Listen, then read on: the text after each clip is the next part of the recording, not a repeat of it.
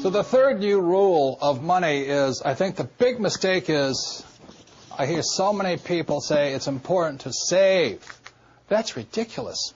And the reason that's ridiculous is because what happened in 1971 is crucial. In 1971, the U.S. dollar stopped being money. In 1971, the U.S. dollar became a currency.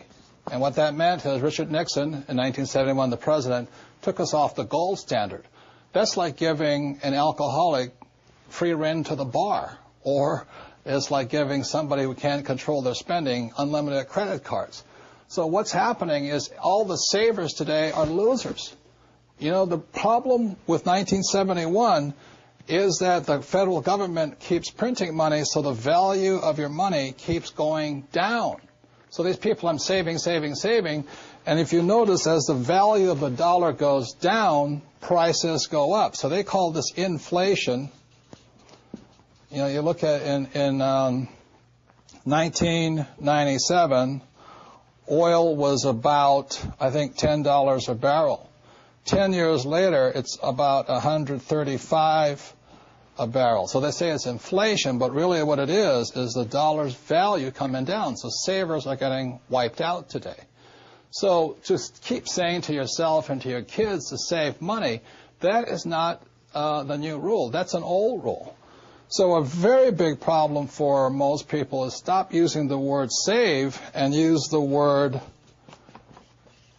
hedge. You've got to hedge your money, hedge against losses. Like when I buy a stock, I put a hedge in. I put a stop loss or a put inside of it or a call, whatever I'm doing. I want to stop it. So today, I don't save money. I'm hedging. So in 1997, I started investing in oil, gold, and silver. So as the dollar dropped, oil, gold, and silver went up. So I'm not betting so much on oil, gold, and silver. I'm betting against the U.S. dollar.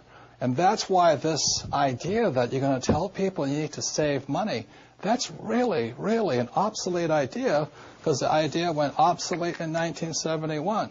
The U.S. dollar in the last few years has lost almost 80% of its purchasing power.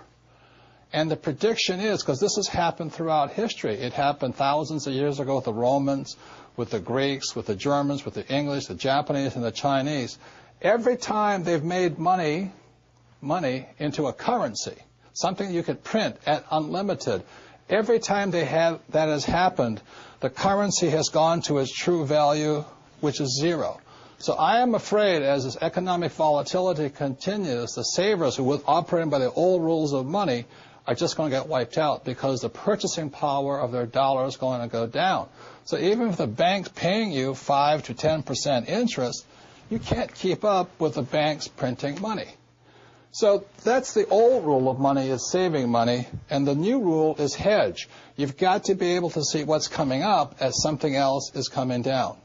The last thing I want to point out to you on this idea of saving money is this. One of the biggest misunderstandings in the world today is what they talk about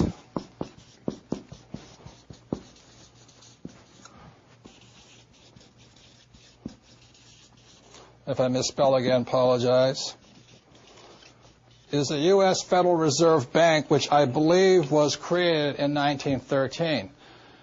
In 1971, the reason 1971 is such an important time was because the U.S. Federal Reserve became the bank to the world. They could print as much money as they wanted. Never in the history of the world has anybody been allowed to print money for the rest of the world.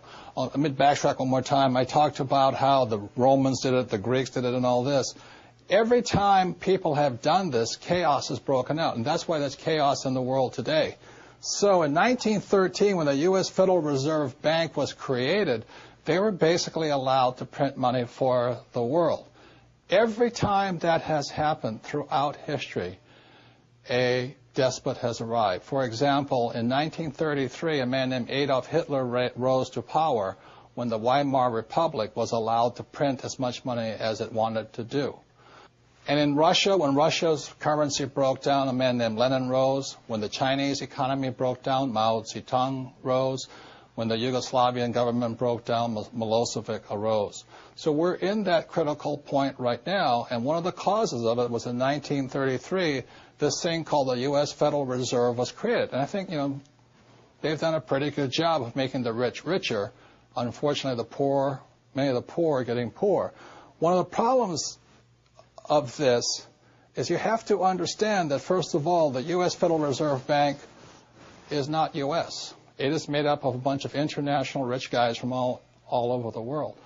The second thing, it is not federal. It's not a U.S. entity. It is, again, a bunch of rich banks from all over the world. Third, it has no reserves. There is nothing there. And fourth, it's not a bank. So that's why when I talk to people about really needing to understand the new rules of money, which really began to take effect in 1971 when we were allowed to print money for the rest of the world, is understanding that this system here is causing the rich to get richer and the poor and middle class to get poorer, but most importantly, the lower middle class is almost getting wiped out.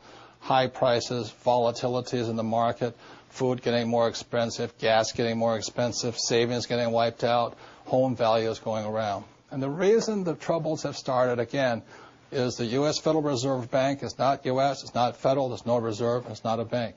So if you understand that, then you can start to hedge your position rather than save money. And that's the new rule of money.